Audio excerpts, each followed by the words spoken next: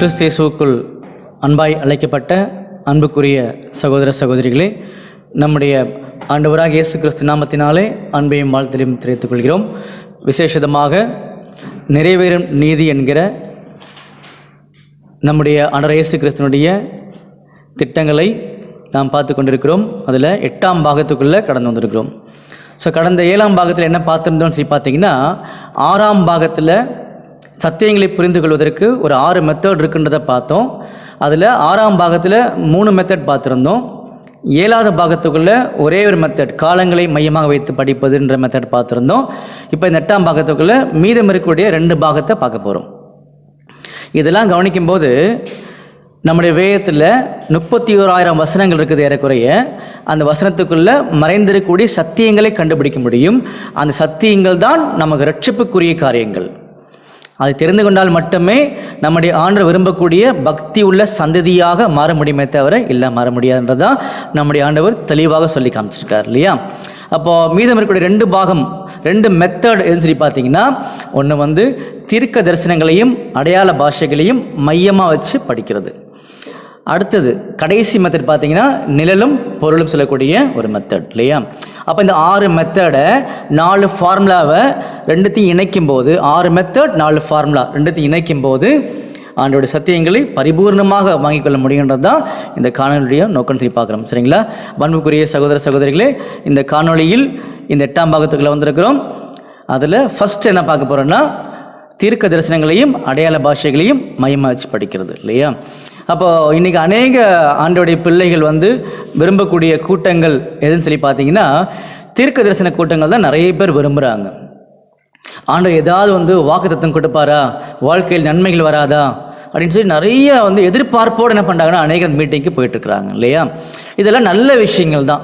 ஆனால் ஆண்டவருடைய அடிப்படையான உண்மைகள் தெரியும் போது நமக்கு இன்னும் அதிகமாக உற்சாகமான நம்பிக்கைகள் பிறக்கும், சந்தோஷங்கள் அளவில்லாமல் கிடைக்கும்ன்றது தான் இன்னும் முக்கியமான ஒரு விஷயமா இருக்குன்றதை நம்ம தெரிஞ்சுக்கலாம் இல்லையா. அப்போது இந்த தீர்க்க தரிசனம்னா என்ன முதல்லன்றதை நம்ம தெளிவாக புரிஞ்சுக்கணும். ஒரு வசனம் படிச்சுட்டு நம்ம கடந்து போகலாம். சரிங்களா. அன்புக்குரிய சகோதர சகோதரிகளே, தீர்க்க தரிசனத்துக்கு சில அடிப்படையான புரிந்து கொள்ளக்கூடிய ரூல்ஸ் அண்ட் ரெகுலேஷனை ஆண்டவர் வேதத்தில் கொடுத்துருக்காரு. படிக்கலாமா? பாருங்க. 2 பேதுரு 1ஆம் அதிகாரம் 20ஆம் வசனம். 2 பேதுரு 1ஆம் அதிகாரம் 20ஆம் வசனம். வேதத்தில் உள்ள எந்த தீர்க்க தரிசனமும் சுய தோற்றமான பொருளை உடையதா இராதென்று நீங்கள் முந்தி அறிய வேண்டியது. ஸோ தீர்க்க தரிசனத்தை குறித்து நம்ம தெரிஞ்சுக்க வரும்போது அவர் முதல்ல என்ன சொல்றாருன்னா, வேதத்தில் உள்ள எந்த தீர்க்க தரிசனமும். அப்போது நம்முடைய வேதத்தில் ஆதியாமத்திலிருந்து வெளிப்படுத்தின விசேஷம் வரைக்கும் ஏறக்குறைய 800 தீர்க்க தரிசனங்கள் இருக்குது. இதில் எந்த தீர்க்க தரிசனத்துக்கும் சுய தோற்றமான ஒரு பொருள் இல்லைன்றதை முதல்ல நீங்கள் தெரிஞ்சுக்கணும்னு சொல்ல வர்றார். அன்புக்குரிய சகோதர சகோதரிகளே, சுய தோற்றமான பொருள் என்ன அர்த்தம்? சுய தோற்றமான பொருள் சொல்லி கவனிக்கும்போது பார்த்தீங்கன்னா, நமக்கு கண் கூட பார்க்கறது, ஒரு இமேஜை காமிச்சு அதன் அடிப்படையில் செயல்படுறது, இந்த மாதிரி நிறைய எக்ஸ்பிளனேஷன் கொடுக்கலாம் இல்லையா. இப்போ உங்களுக்கு புரிகிற மாதிரி சொல்லணும்னா, எனக்கு வயிறு வலி இருக்குது, ஆண்டவர் கிருபையில் சொல்கிறாரு, நான் தீர்க்க தரிசனமாக சொல்கிறேன், அது சரியாயிடும்னு சொல்கிறேன் பார்த்தீங்களா. ஸோ அந்த மாதிரி ஒரு சுயத்தோற்றமான பொருள் இருக்காதுன்றது தான் இங்கே சொல்ல வர்றாரு. அப்போ தீர்க்க தரிசனத்துக்கு என்ன இருக்காது? முதல்ல சுயத்தோற்றமான ஒரு பொருள் இருக்காது. இன்னும் கொஞ்சம் நீங்கள் அது இங்கிலீஷில் படித்து பார்க்கும்போது பார்த்தீங்கன்னா, மனுஷன் சொல்கிறது எல்லாமே தீர்க்க தரிசனம் அல்லன்றது தான் அவர் சொல்லக்கூடிய ஒரு காரியங்கள். அப்போது முதல் பாயிண்டில் நம்ம என்ன புரிஞ்சுக்கலான்றது ஃபஸ்ட்டு கரெக்டாக புரிஞ்சுக்கணும். இதுதான் ரூல்ஸ், இதுதான் ரெகுலேஷன், இதுதான் சட்டம். அதில் தீர்க்க தரிசனத்துக்கு சுய தோற்றமான ஒரு பொருள் இல்லைன்னு சொல்லி காமிக்கிறார் ஃபஸ்ட் பாயிண்ட் இல்லையா. அப்போது அதில் இன்னும் நம்ம தெளிவாக புரிஞ்சுக்கும் போது நமக்கு தெரியும், முதல்ல சொல்லப்பட்ட தீர்க்க தரிசனம் நம்ம வேதத்தில் இருக்குது. படிக்கலாமா? ஆதியாகமம் 3ஆம் அதிகாரம் 15ஆம் வசனம். ஆதியாகமம் 3ஆம் அதிகாரம் 15ஆம் வசனம். உனக்கும் ஸ்திரீக்கும் உன் வித்துக்கும் அவள் வித்துக்கும் பகை உண்டாக்குவேன், அவர் உன் தலையை நசுக்குவார், நீ அவர் குதிகாலை நசுக்குவாய் என்றார். பார்த்தீங்களா, இது வேதத்தில் முதல் ரெக்கார்ட் பண்ணப்பட்ட ஒரு தீர்க்க தரிசனம். அப்போ இந்த தீர்க்க தரிசனத்தை குறித்து அநேகருக்கு நிறைய உண்மைகள் தெரிஞ்சு வச்சிருக்கிறாங்க. அந்த தீர்க்க தரிசனம் யாரை பற்றினது, அந்த முடிவில் யாரால் உள்ள சம்மந்தப்பட்டிருக்கிறாங்கன்றதெல்லாம் நிறைய தெரிஞ்சு வச்சிருக்கிறாங்க இல்லையா. ஆனால் ஒரு விஷயத்தை மட்டும் தெளிவாக புரிஞ்சுக்கலாம். அந்த தீர்க்க தரிசனத்தில் நம்முடைய ஆண்டவர் சொல்றார், உனக்கும் ஸ்திரீக்கும் உன் வித்துக்கும் அவள் வித்துக்கும் பகை உண்டாக்குவேன், அவர் உன் தலையை நசுக்குவார். அந்த அவர் யாரு? அநேக தேவனுடைய பிள்ளைகள் தெளிவாக சொல்ல முடியும், அந்த அவர் வந்து நம்முடைய ஆண்டவராக இயேசு கிறிஸ்துன்னு சொல்லி சொல்லுவாங்க இல்லையா? அப்போ நல்லா புரிஞ்சுக்கோங்க, அவர் உன் தலையை நசுக்குவார்ன்றது அது நம்முடைய ஆண்டவர் இயேசு கிறிஸ்துவை குறிக்காது. ஒருவேளை பிதாவை குறிக்குமான்னு யாராவது ஒருத்தங்க சொன்னீங்கன்னா அது பிதாவையும் குறிக்காது. இல்லை ஆண்டோடைய பிள்ளைகளை குறிக்குமான்னு கேட்டிங்கன்னா அது அவரையும் குறிக்காது. சில பேர் இதை கேட்ட உடனே சில சங்கடங்கள் வரலாம், சில தெளிவுகள் எங்களுக்கு தேவைன்னு கூட நீங்கள் சொல்லலாம், சில பேருக்கு சில கோவங்கள் கூட வரலாம். ஆனால் கொஞ்சம் நிதானமாக நீங்கள் வெயிட் பண்ணுங்க. அந்த அவர் யாருன்றதுக்கு வசனத்தை அப்படியே எழுதி கண்ணுக்கு முன்னாடி காமிச்சிருக்கார். நம்ம அதையும் நம்ம படிக்க போகிறோம் பின்னாடி காலத்தில் இல்லையா? அப்போ அன்புக்குரிய சகோதர சகோதரிகளே, அப்போ தீர்க்க தரிசனத்துக்கு சுயத்தோற்றமான ஒரு பொருள் என்றது தான் நம்ம தெரிஞ்சுக்கூடிய முக்கியமான விஷயம். அப்போ நம்ம தலைப்பு என்ன? தீர்க்க தரிசனத்தையும் அடையாள பாஷையும் மையமாக வச்சு படிக்கிறது தான் நம்முடைய தலைப்பு. இது ரெண்டுமே ஒரே வசனத்துக்குள்ளே நம்முடைய ஆண்டவர் வச்சிருக்கார். அப்போ அதை பார்க்குறதுக்கு ஒரு சின்ன சாம்பிளாக ஒரு வசனம் எடுக்கலாம் வெளியில். அந்த வசனத்தை நீங்கள் கொஞ்சம் கவனிங்க. அப்போ அது தீர்க்க தரிசனமாகவும் இருக்குது, அடையாள பாஷையாகவும் இருக்குதுன்றதை நீங்கள் புரிஞ்சுக்கலாம். சரிங்களா? பாருங்க, எசேக்கியேல் 4ஆம் அதிகாரம் 1-2 வசனங்கள். எசேக்கியேல் 4ஆம் அதிகாரம் 1ஆம் வசனம் முதல். மனுபுத்திரனே, நீ ஒரு செங்கலை எடுத்து அதை உன்முன் வைத்து அதன் மேல் எருசலேம் நகரத்தை வரைந்து அதற்கு விரோதமாக முற்றுகை போட்டு அதற்கு விரோதமாக கொத்தளங்களை கட்டி அதற்கு விரோதமாக மண்மேடு போட்டு அதற்கு விரோதமாக இராணுவங்களை நிறுத்தி சுற்றிலும் அதற்கு விரோதமாக மதிலிடுக்கும் எந்திரங்களை வை. பார்த்தீங்களா? அன்புக்குரிய சகோதர சகோதரிகளே, எசேக்கியேல் 4ஆம் அதிகாரம் 1-2 வசனங்கள் படிக்கும் போது நமக்கு முதல் வசனம் வரைக்கும் தான் தேவை ஆக்சுவலா. இருந்தாலும் 2ஆம் வசனம் தான் படிச்சு வச்சிருக்கிறோம். இதில் என்ன புரிஞ்சுக்க போறோம்னா, இது ஒரு தீர்க்க தரிசனமாகவும் அடையாள பாஷையாகவும் சொல்லப்பட்ட ஒரு வசனம். அப்போ இதில் மறைஞ்சிருக்கக்கூடிய ஒரு உண்மை என்னன்னு கண்டுபிடிக்க போகிறோம். அப்படி கண்டுபிடிக்கணும்னா தீர்க்க தரிசனத்துடைய 2வது ரூல்ஸ் நமக்கு தெரியணும்.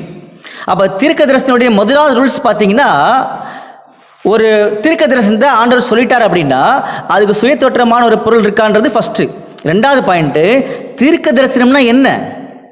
தீர்க்க தரிசனம்னா நாளைக்கு பின்னாடி என்ன நடக்க போதோ அதை உறுதியாக ஆண்டவர் சொல்றார்.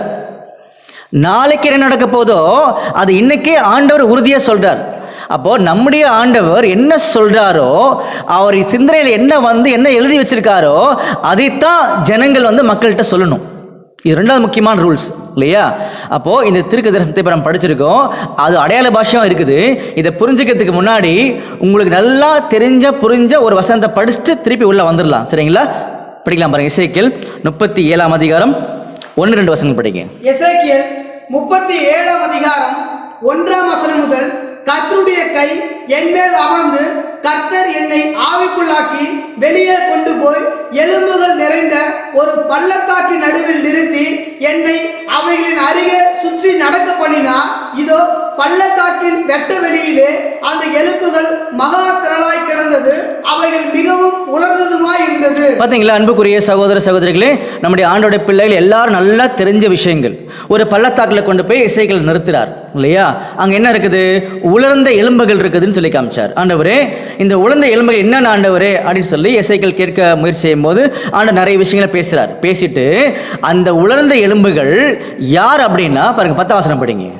எசேக்கியேல் 37ஆம் அதிகாரம் 10ஆம் வசனம். எனக்கு கற்பிக்கப்பட்டபடி நான் தீர்க்க தரிசனம் உரைத்தேன்.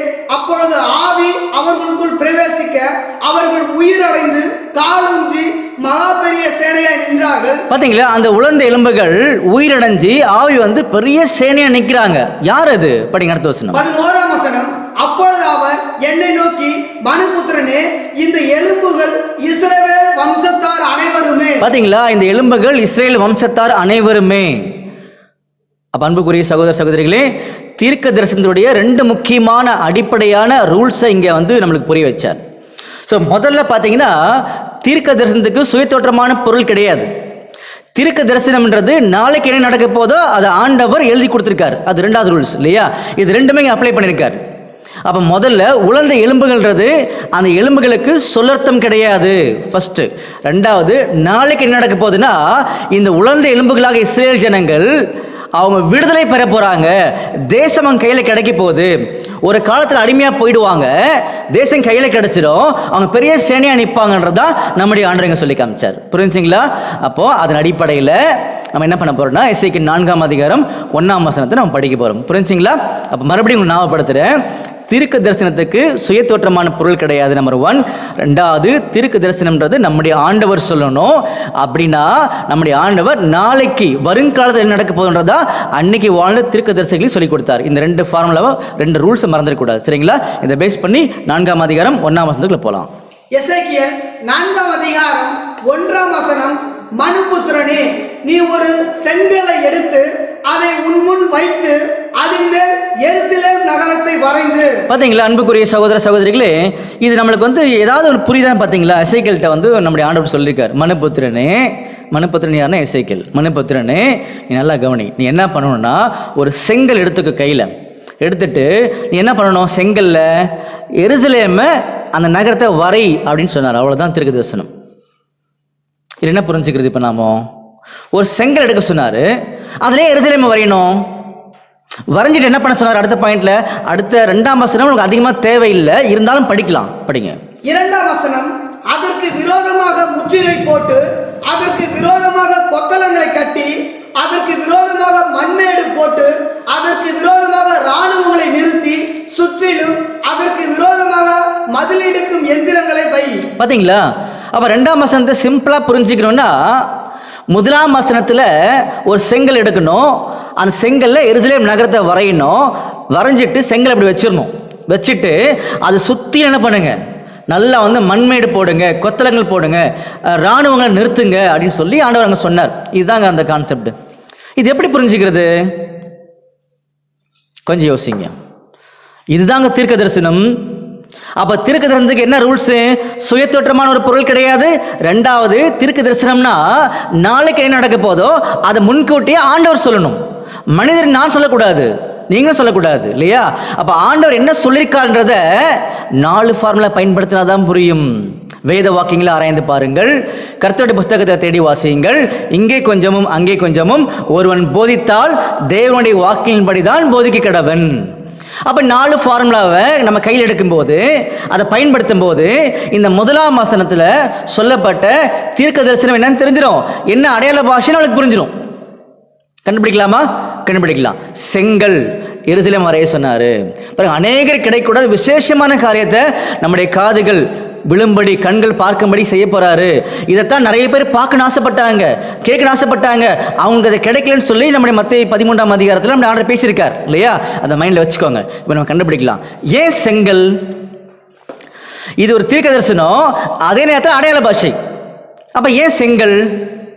அப்போ நம்ம எல்லாருக்குமே நல்லா தெரியும், செங்கல்ன்றது பார்த்தீங்கன்னா முதல்ல இந்த பூமியில நம்முடைய ஆண்டவர் சொன்ன வார்த்தைக்கு, ஆண்டவர் சொன்ன திட்டத்துக்கு எதிராக செயல்படுத்துறதுக்காக பயன்படுத்தப்பட்ட ஒரு பொருள் தான் செங்கல் தெரியும்.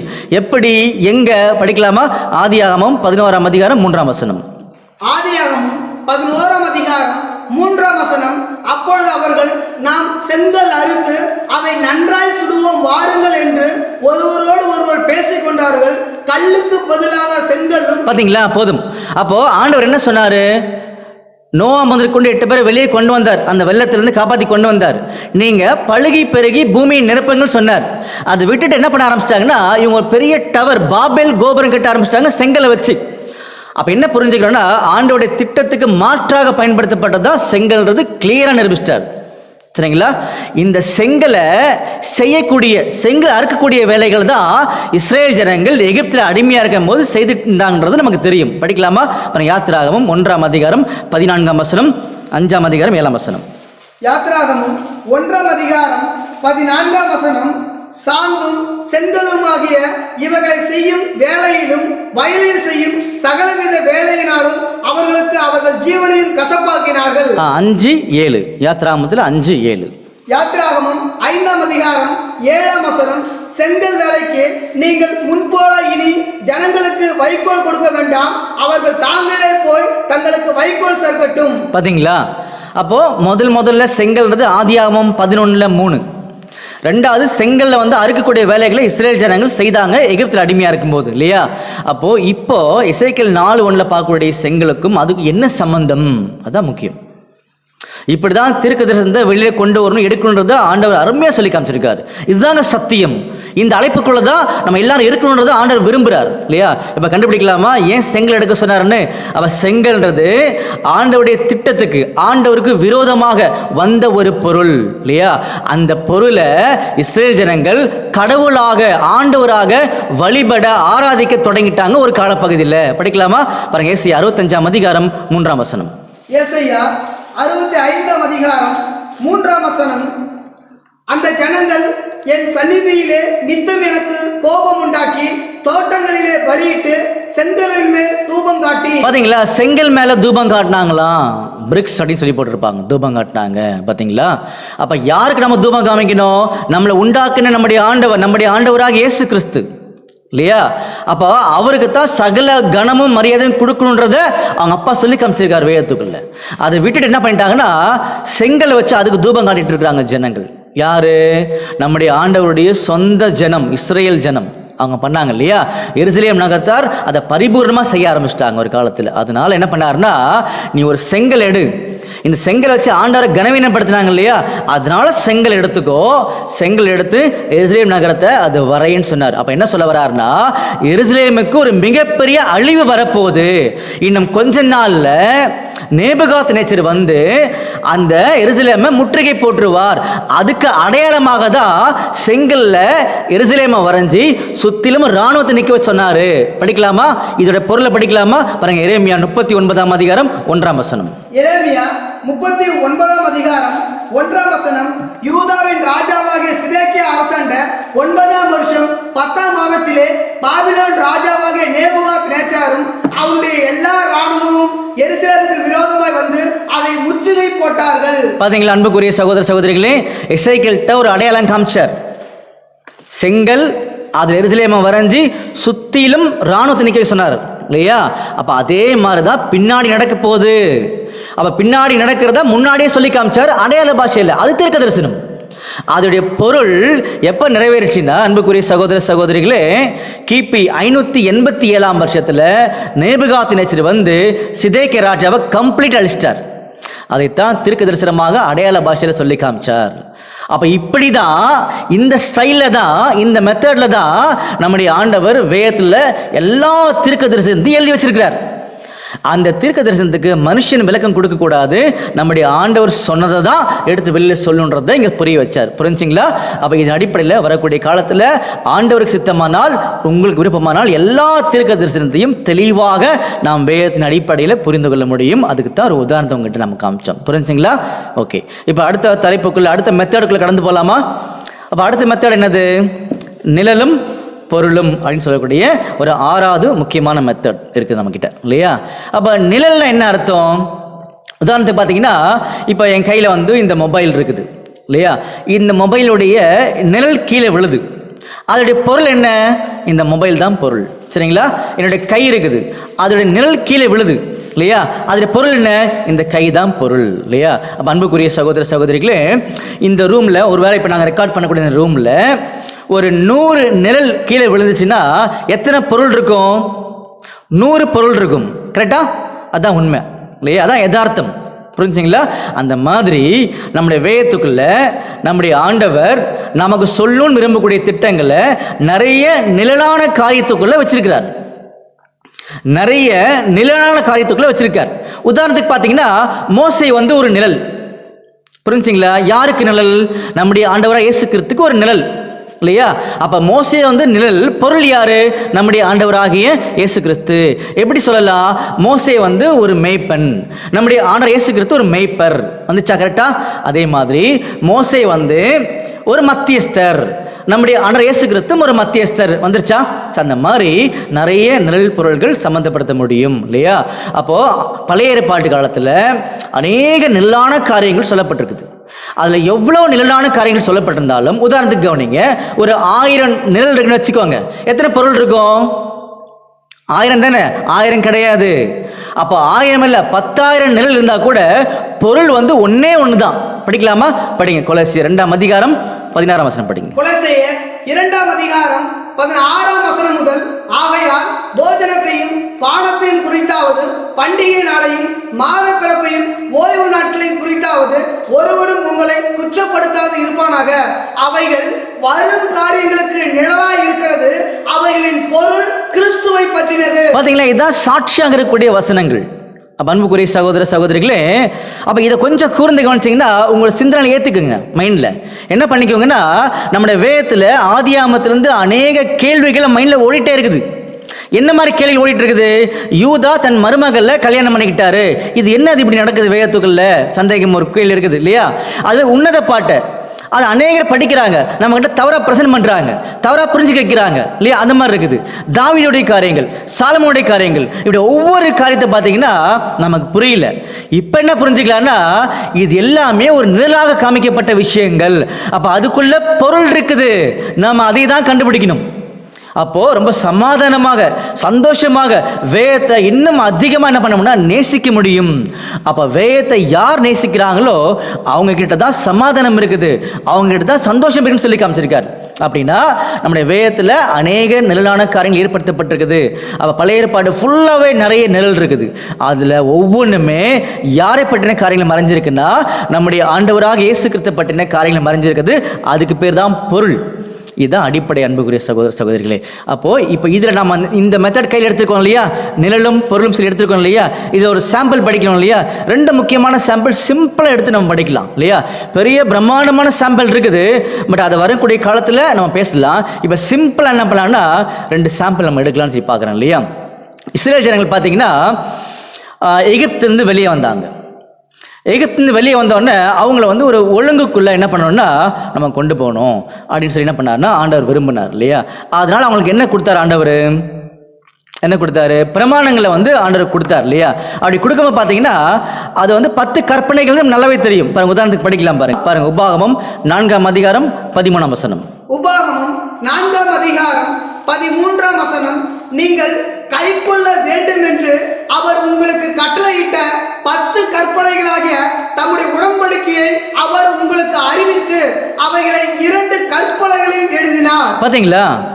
அப்போ இஸ்ரேல் ஜனங்களுக்கு அவங்க ஒழுங்கு கடைபிடிக்கிறதுக்கு, ஒழுங்கு வாழ்க்கையை வாழ்றதுக்கு என்ன கொடுத்தாராம்? 10 கற்பனைகள் கொடுத்தாராம். இது யார்கிட்ட கொடுத்தாரு? மோசே கிட்ட கொடுத்தாரு. மோசே மலைக்கு போய் என்ன பண்ணாரா அதை வாங்கிட்டு வந்தாரு. எல்லாருக்கும் தெரிஞ்ச விஷயங்கள் தான், சரிங்களா? அதைத்தான் இப்போ நம்ம படிக்க போறோம். அப்போ இது ஒரு நிழல். இந்த நிழல் தான் ஒரு பொருள் இருக்கும்ல, நம்ம அதை கண்டுபிடிக்க போறோம், சரிங்களா? இது எங்க நடந்திருக்குது படிக்கலாம் பாருங்க. யாத்திராகமம் 32ஆம் அதிகாரம் 15ஆம் வசனம் படிங்க. யாத்திராகமம் 32ஆம் அதிகாரம் 15ஆம் வசனம் முதல். பின்பு மோசே மலையிலிருந்து இறங்கினான். சாட்சி பலகைகள் 2 அவன் கையில் இருந்தது. அந்த பலகைகள் இருபுறமும் எழுதப்பட்டிருந்தது. அவைகள் இந்த பக்கத்திலும் அந்த பக்கத்திலும் எழுதப்பட்டிருந்தது. அந்த பலகைகள் தேவனால் செய்யப்பட்டதாயும் அவைகளிலே பதிந்த எழுத்து தேவனால் எழுதப்பட்ட எழுத்துமாய் இருந்தது. ஜனங்கள் ஆரவாரம் பண்ணுகிறதை யோசுவா கேட்டு மோசேயை நோக்கி, பாளையத்தில் யுத்தத்தின் இரைச்சல் உண்டாயிருக்கிறது என்றான். அதற்கு மோசே, அது ஜெயதுனியாகிய சத்தமும் அல்ல, அபஜெயதுனியமாகிய சத்தமும் அல்ல, பாடலின் சத்தம் எனக்கு கேட்கிறது என்றான். அவன் பாளையத்துக்கு சமீபித்து அந்த கன்றுக்குட்டிகளையும் நடனத்தையும் கண்டபோது மோசே கோபம் கொண்டவனாகி தன் கையிலே இருந்த பலகைகளை மலையின் அடியிலே எரிந்து உடைத்து போட்டு. பாத்தீங்களா? அப்ப இதான் அங்க நடந்த ஒரு நிழலான ஒரு காரியம். மோசே என்ன பண்ணார்னா 10 கற்பனைகளை வாங்கிட்டு வரார். அப்படி வாங்கிட்டு வரும்போது கீழே ஜனங்கள் தகாத காரியங்களை செய்துட்டு இருக்கிறாங்க ஜனங்கள். அதை பார்க்கிறார். என்ன பண்ணிட்டாரு? கற்பனையை தூக்கி உடைச்சிட்டார். இதுதான் கான்செப்ட் இல்லையா? அன்புக்குரிய சகோதர சகோதரிகளே, ஏற்கனவே என்ன பார்த்துருக்கோம்? கொலோசியர் 2:16 எல்லா நிழலுக்குள்ளேயும் பொருள் இருக்குது. அந்த பொருள் யாரை பற்றினதுன்னா நம்முடைய ஆண்டவராகிய இயேசு கிறிஸ்துவை பற்றினது அப்படின்னு பார்த்தோம் இல்லையா? அப்ப இந்த நிழலுக்குள்ள எப்படி இயேசு கிறிஸ்து மறைஞ்சிருக்கிறாங்க அப்படின்றத நம்ம கண்டுபிடிக்க போறோம். புரிஞ்சுங்களா? அப்ப ஏற்கனவே பார்த்தது மாதிரி மோசே இருக்கார் இல்லையா? மோசே யாருக்கு அடையாளம்? நம்முடைய ஆண்டவராக இயேசு கிறிஸ்துக்கு அடையாளம். எப்படி அடையாளம்? மோசே ஒரு ஆடு மேய்க்கிறவர். நம்முடைய ஆண்டவர் இயேசு கிறிஸ்து அவர் தான் நல்ல மேய்ப்பன். மோசே ஒரு மத்தியஸ்தர் இல்லையா? அதே மாதிரி நம்முடைய ஆண்டவர் இயேசு கிறிஸ்து ஒரு மத்தியஸ்தர். படிக்கலாமா? 1 தீமோத்தேயு 2ஆம் அதிகாரம் 5ஆம் வசனம். 1 தீமோத்தேயு 2ஆம் அதிகாரம் 5ஆம் வசனம். தேவன் ஒருவரே, தேவனுக்கும் மனுஷருக்கும் மத்தியஸ்தரும் ஒருவரே. பாத்தீங்களா? தேவன் ஒருவரே, தேவனுக்கும் மனுஷனுக்கும் மத்தியஸ்தர் ஒருத்தர் தான், அது நம்முடைய ஆண்டவராகிய இயேசு கிறிஸ்து இல்லையா? அப்போ மோசே அவர் நிழல், பொருளை யாரு? நம்முடைய ஆண்டவராகிய இயேசு கிறிஸ்து. மோசே எதை உடைச்சாரு? கற்பனைகள் நியாயப்பிரமாணத்தை உடைச்சிட்டாரு. கரெக்டா? அப்ப நம்முடைய ஆண்டவராக இயேசு கிறிஸ்து எதை உடைச்சாரு? படிக்கணும் இல்லையா? ஏன் உடைச்சாருன்னா, அன்னைக்கு மோசே வச்சிருந்த பிரமாணங்கள் உங்களுக்கு பிரயோஜனப்படாது. ஏன்னா நீங்க வந்து தகாத விஷயங்களை செய்ய ஆரம்பிச்சிட்டீங்க இல்லையா? அப்போ இந்த நியாயப்பிரமாணம் ஒன்றையும் பூர்ணப்படுத்தாது. நியாயப்பிரமாணத்தின் கிரையினாலே எந்த மனுஷனும் பூர்ணமாக முடியாது. முந்தின கட்டளை பலகீனம் உள்ளது, அது நிமித்தம் மாற்றப்பட்டது. இப்படி அநேக வசனங்கள் கொடுக்கப்பட்டிருக்கு இல்லையா? அப்படி கொடுக்கப்படும் போது அதுல ஒரு சில வசனங்கள் இப்ப நம்ம படிக்கலாம் பாருங்க. எபிரேயர் 7ஆம் அதிகாரம் 18-19. எபிரேயர் 7ஆம் அதிகாரம் 18ஆம் வசனம் முதல், முந்தின கட்டளை பலவீனம் உள்ளதும் பயனற்றதுமாய் இருந்தது நிமித்தம் மாற்றப்பட்டது. பாத்தீங்களா? முந்தின கட்டளை பலவீனம் உள்ளது, பயனற்றது, அது நிமித்தம் மாற்றப்பட்டது. பாருங்க, கலாத்தியர் 2ஆம் அதிகாரம் 16ஆம் வசனம். கலாத்தியர் 2ஆம் அதிகாரம் 16ஆம் வசனம், நியாயப்பிரமாணத்தின் கிரியைகளினாலே எந்த மனுஷனும் நீதிமானாக்கப்படுவதில்லையே. பாத்தீங்களா? நியாயப்பிரமாணத்தின் கிரியினால எந்த மனுஷனும் நீதிமானாக்கப்படுகிறது இல்லையே. அப்போ நியாயப்பிரமாணத்தோட நிலைமை இதுதான். அப்ப நியாயப்பிரமாணத்தை உடைச்சாதான் அந்த பரம அழைப்பு வந்து வரும். கரெக்டா? அதனாலதான் நம்முடைய ஆண்டவர் இயேசு கிறிஸ்து நியாயப்பிரமாணத்தை உடைச்சார். இதைத்தான் மோசே அடையாளமாக காமிச்சார். படிக்கலாமா? நம்முடைய ஆண்டவர் இயேசு கிறிஸ்து நியாயப்பிரமாணத்தை உடைச்சாருன்னு சொல்லி பாருங்க. எபேசியர் 2ஆம் அதிகாரம் 15ஆம் வசனம். எபேசியர் 2ஆம் அதிகாரம் 15ஆம் வசனம், சட்டதிட்டங்களாகிய நியாயப்பிரமாணத்தை தம்முடைய மாம்சத்தினாலே ஒழித்து. பாத்தீங்களா? சட்டதிட்டங்களாகிய நியாயப்பிரமாணத்தை தம்முடைய மாம்சத்தினாலே ஒழித்து அல்லது உடைத்து, இருதிறத்தாரையும் தமக்குள்ளாக ஒரே புதிய மனுஷனாக சிருஷ்டித்து. போதும், இன்னொரு வசனம் படிக்கலாம். கொலோசியர் 2ஆம் அதிகாரம் 14ஆம் வசனம். கொலோசியர் 2ஆம் அதிகாரம் 14ஆம் வசனம், நமக்கு எதிரடியாகவும் கட்டளைகளால் நமக்கு விரோதமாகவும் இருந்த கையெழுத்தை குலைத்து அதை நடுவில் இராதபடிக்கு எடுத்து சிலுவையின் மேல் ஆணி அடித்து. பாத்தீங்களா? அன்புக்குரிய சகோதர சகோதரிகளே, நல்லா புரிஞ்சுக்கோங்க. இது நிழல், இது பொருள். நிழல்ல மோசே பிரமாணங்களை, கற்பனைகளை உடைச்சார். பொருள்ல மோசே நம்முடைய ஆண்டவராகிய இயேசு கிறிஸ்து, அதுதான் பொருள். நிழல்ல கற்பனைகளை உடைச்சார், பொருள்ல நம்முடைய இயேசு கிறிஸ்து நியாயப்பிரமாணத்தை உடைச்சி நிறைவேற்றிட்டாரு. புரிஞ்சுங்களா? இப்படிதான் வேதத்தை நம்ம வந்து அணுகணும். எந்த கோணத்தில் அணுகணும்னா, நிழல் பொருள்ன்ற காரியத்தில் இப்படிதான் அணுகுன்றதை நம்முடைய ஆண்டவர் சுட்டி காமிச்சிருக்காரு இல்லையா? இது இன்னும் கொஞ்சம் ஸ்ட்ராங் எங்களுக்கு புரியணும்னு சொன்னீங்கன்னா, 2வது எக்ஸாம்பிளுக்குள்ள நம்ம கடந்து போகலாம். சரிங்களா? படிக்கலாம் வாங்க. என்னாகமத்தில் 20ஆம் அதிகாரம் 16ஆம் வசனம் படிக்கலாம். என்னாகமம் 20ஆம் அதிகாரம் 11ஆம் வசனம் முதல், தன் கையை ஓங்கி கண்மலையை தன் கோலினால் 2 தரம் அடித்தான். உடனே தண்ணீர் ஏராளமாய் புறப்பட்டது. சபையார் குடித்தார்கள், அவர்கள் மிருகங்களும் குடித்தது. பாத்தீங்களா? அன்புக்குரிய சகோதர சகோதரிகளே, இந்த இடத்துல மறுபடியும் நம்முடைய மோசே தான். மோசே என்ன பண்ணாருன்னு சொல்லி பார்த்தீங்கன்னா, அவர்கிட்ட முதல்ல இஸ்ரேல் ஜனங்கள் வந்து முறையிடும் போது தண்ணி கேட்டாங்க. அதுக்கு நம்முடைய ஆண்டவர் என்ன பதில் கொடுத்தாரு பாருங்க. யாத்திராகமத்தில் 17ஆம் அதிகாரம் 4ஆம் வசனம் படிங்க. யாத்திராகமம் 17ஆம் அதிகாரம் 4ஆம் வசனம் முதல், மோசே கர்த்தரை நோக்கி கூப்பிட்டு, இந்த ஜனங்களுக்கு நான் என்ன செய்வேன்? இவர்கள் என்ன கல்லெறிய பார்க்கிறார்களே என்றான். அப்பொழுது கர்த்தர் மோசேயை நோக்கி, நீ இஸ்ரவேல் மூப்பரில் சிலரை உன்னோடு கூட்டிக் கொண்டு நீ நதியை அடித்த உன் கோலை உன் கையிலே பிடித்து கொண்டு ஜனங்களுக்கு முன்னே நடந்து போ. அங்கே ஓரத்திலே நான் உனக்கு முன்பாக கண்மலையின் மேல் நிற்பேன். நீ அந்த கண்மலையை அடி, அப்பொழுது ஜனங்கள் குடிக்க அதிலிருந்து தண்ணீர் புறப்படும் என்றார். பாத்தீங்களா? அன்புக்குரிய சகோதர சகோதரிகளே, இங்க ஒரு அடையாளம் காமிச்சிருக்கார். என்ன பண்ணிருக்காருன்னா, முதல்ல இஸ்ரேல் ஜனங்கள் மோசே கிட்ட முறையிடும் போது, மோசே போய் கர்த்தர்ட்ட பேசும்போது கர்த்தர் சொன்னாரு, உன் கையில கோல் இருக்குல்லப்பா, அது வச்சு என்ன பண்ணு, கண்மலைய அடி, என்ன வந்துடும்? தண்ணீர் வந்துடும் சொன்னார் இல்லையா? செகண்ட் டைம் அதே மாதிரி பிரச்சனை வரும்போது என்ன சொன்னாரு பாருங்க. என்னாகமம் 20ஆம் அதிகாரத்தில் 8ஆம் வசனம். என்னாகமம் 20ஆம் அதிகாரம் 8ஆம் வசனம், நீ கோலை எடுத்துக்கொண்டு நீயும் உன் சகோதரனாகிய ஆரோனும் சபையாரை கூடி வர செய்து அவர்கள் கண்களுக்கு முன்னே கண்மலையை பார்த்து பேசுங்கள், அப்பொழுது அது தன்னிடத்தில் தண்ணீரை கொடுக்கும். பாத்தீங்களா? செகண்ட் டைம் பிரச்சனை வரும்போது அந்த கண்மலையை பார்த்து பேசுங்கள் சொன்னார். ஆனா என்ன பண்ணிட்டாங்கன்னு சொல்லி பாத்தீங்கன்னா, இந்த இடத்துல மோசே என்ன பண்ணிட்டாரு? கண்மலையை அடிச்சிட்டாரு. இப்ப படிங்க, 11ஆம் வசனம் படிங்க. என்னாகமம் 20ஆம் அதிகாரம் 11ஆம் வசனம், தன் கையை ஓங்கி கண்மலையை தன் கோலினால் 2 தரம் அடித்தான். உடனே தண்ணீர் ஏராளமாய் புறப்பட்டது, சபையார் குடித்தார்கள், அவர்கள் மிருகங்களும் குடித்தது. பாத்தீங்க, தண்ணீர் ஏராளமா வந்துச்சு, எல்லாரும் குடிச்சிட்டாங்க. ஆனா மோசையோட நிலைமை என்ன? படிங்க. 12ஆம் வசனம், பின்பு கர்த்தர் மோசேயையும் ஆரோனையும் நோக்கி, இஸ்ரவேல் புத்திரரின் கண்களுக்கு முன்பாக என்னை பரிசுத்தம் பண்ணும்படி நீங்கள் என்னை விசுவாசாமற் போனபடினால் இந்த சபையாருக்கு நான் கொடுத்த தேசத்துக்குள் நீங்கள் அவர்களை கொண்டு போவதில்லை என்றார். பாத்தீங்களா? அப்ப இந்த இடத்துல மோசே கிட்ட என்ன சொன்னார்னா, நீ என்ன நம்பாதனால, விசுவாசிக்காதனால எங்க போக முடியாது, இப்போ கானான் தேசத்துக்குள்ள உன்னால போக முடியாதுன்னு சொல்லிட்டார் இல்லையா? அப்ப இதுதான் நம்ம பார்க்கக்கூடிய 2வது முக்கியமான ஒரு நிழல் இல்லையா? அப்போ மோசே கண்மலை பார்த்து பேச சொன்னாரு, அவர் அடிச்சிட்டாரு. அதனால நீ எதை வெளிப்படுத்திட்டேன்னா அவிவிசுவாசத்தை வெளிப்படுத்திட்ட, அதனால கானான் தேசம் போக முடியும்னு சொல்லிட்டார் இல்லையா? அன்புக்குரிய சகோதர சகோதரிகளே, இதோடைய பொருள் என்ன? நல்லா கவனிச்சுக்கோங்க. இந்த இடத்துல கண்மலை யாருன்றது ரொம்ப முக்கியம். கண்மலை எதை அடையாளப்படுத்துது? படிக்கலாமா? பாருங்க, 1 கொரிந்தியர் 10ஆம் அதிகாரம் 4ஆம் வசனம். 1 கொரிந்தியர் 10ஆம் அதிகாரம் 4ஆம் வசனம், எல்லாரும் ஒரே ஞானபானத்தை குடித்தார்கள். எப்படி எனில் அவர்களோடு கூட சென்ற ஞான கண்மலையின் தண்ணீரை குடித்தார்கள், அந்த கண்மலை கிறிஸ்துவே. பாத்தீங்களா? அந்த கண்மலை கிறிஸ்துவே. அப்ப என்ன சொல்ல வர்றாருன்னா, கண்மலையாக கிறிஸ்து ஒரு தரம் தான் அடிக்கப்பட வேண்டும். அது முதல்ல முடிஞ்சிடுச்சு. செகண்ட் டைம் என்ன பண்ணக்கூடாதுன்னா, கண்மலையை அடிக்கப்படக்கூடாது, கண்மலை அடிக்கப்படக்கூடாது. அதுதான் நம்முடைய ஆண்டவருடைய திட்டம். அப்ப கண்மலை யாருன்னா நம்முடைய ஆண்டவராக இயேசு கிறிஸ்து. அப்ப கண்மலை அடிச்சது யாருன்னு சொல்லி பார்த்தீங்கன்னா, செகண்ட் டைம் பார்த்தீங்கன்னா மோசே அடிச்சார் இல்லையா? அப்ப என்ன சொல்ல வரேன்னு சொல்லி பார்த்தீங்கன்னா, மோசேகிட்ட என்ன இருந்துச்சு? அவிவிசுவாசம்.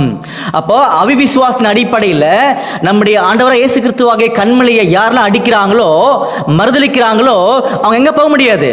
கானான் தேசம் போக முடியாது. அதுதான் இந்த விஷயத்தில் அடங்கியிருக்கக்கூடிய பொருள். அப்போ மோசையோடைய காரியத்தில் 2வது சம்பவத்தை படிக்க வந்தோம். 2வது சம்பவத்தில் மோசே கிட்ட ஒரு தண்ணீர் பிரச்சனை வந்துச்சு. அதில் நம்முடைய ஆண்டவர் சொன்னார், கண்மலையை பார்த்து பேச சொன்னார். ஆனால் அடிச்சதுனால அவிவிசுவாசத்தை வெளிப்படுத்தி காமிச்சார். அப்போ இந்த இடத்துல என்ன பொருள் இருக்குன்னு சொல்லி பார்த்தீங்கன்னா, மோசை கண்மலை. அப்ப இந்த இடத்துல மோசை யாரை அடையாளப்படுத்துறாங்கன்னா, அவிவிசுவாசம் உள்ள ஜனங்களை அடையாளப்படுத்துறாங்க. கண்மலை நம்முடைய ஆண்டவர் இயேசு கிறிஸ்து. அப்ப யார் யாரெல்லாம் அவிவிசுவாசத்தின் அடிப்படையில் நம்முடைய ஆண்டவர் இயேசு கிறிஸ்துவை மறுதலிக்கிறாங்களோ, அவங்க பரம கானான் போக முடியாது. அதுதான் இதுல மறைஞ்சிருக்கக்கூடிய ஒரு உண்மைன்னு சொல்லி பார்க்கிறோம். அப்ப அன்புக்குரிய சகோதரர்களே, நிழலும் பொருள் சொல்லக்கூடிய காரியத்தில் அநேகமாயிரம் உண்மைகள் ஆச்சரியமா வச்சிருக்கிற ஆண்டவர் வரக்கூடிய காலத்தில் ஆண்டவர் சித்தமானால் எல்லா காரியத்தையும் சேர்த்து என்ன பண்ணலாம்னா படிக்கலாம்னு சொல்லி பார்க்கிறோம் இல்லையா? இப்ப என்ன பண்ணிருக்கோம்னா, இந்த வேதத்தை முறையாக புரிந்து கொள்வதற்கு 4 ஃபார்முலா, 6 மெத்தட். என்ன 4 ஃபார்முலா? யோவான் 5:39, ஏசியா 34:16, ஏசியா 28:10, 1 பேதுரு 4:11. 4 ஃபார்முலா. என்ன 6 மெத்தடு? ஒரு தலைப்பின் கீழே படிப்பது, ஒரு வசனத்துடைய கருப்பொருளை அறிந்து அல்லது உணர்ந்து படிப்பது, ஊமைகளை மையமாச்சு படிப்பது, காலங்களை மையமாச்சு படிப்பது, தீர்க்க தரிசனங்களையும் அடையாள பாஷைகளையும் மையமாச்சு படிக்கிறது, நிழலும் பொருளும். இப்படி 6 மெத்தட், 4 ஃபார்முலா பார்த்துருக்கோம் இல்லையா? ஒவ்வொன்றுக்கும் ஒவ்வொரு எக்ஸாம்பிள் பார்த்தோம்.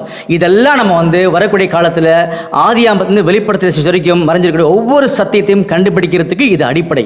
இதை பயன்படுத்தும் போது பிரம்மாண்டமான சத்தியங்களை தெரிந்து கொண்டு ஆண்டவருக்காக இந்த உலகத்தில் ஜீவிக்க முடியும். ஜீவித்து பரலோக ராஜ்யம் சென்று நம்முடைய பிதாகிய தேவனை நாம் தரிசிக்க முடியும் என்பதை நாம் பார்க்கிறோம். ஸோ பொறுமையோடு கேட்ட அனைவரையும் நம்முடைய ஆண்டவர் இயேசு கிறிஸ்து ஆசீர்வதிப்பாராக.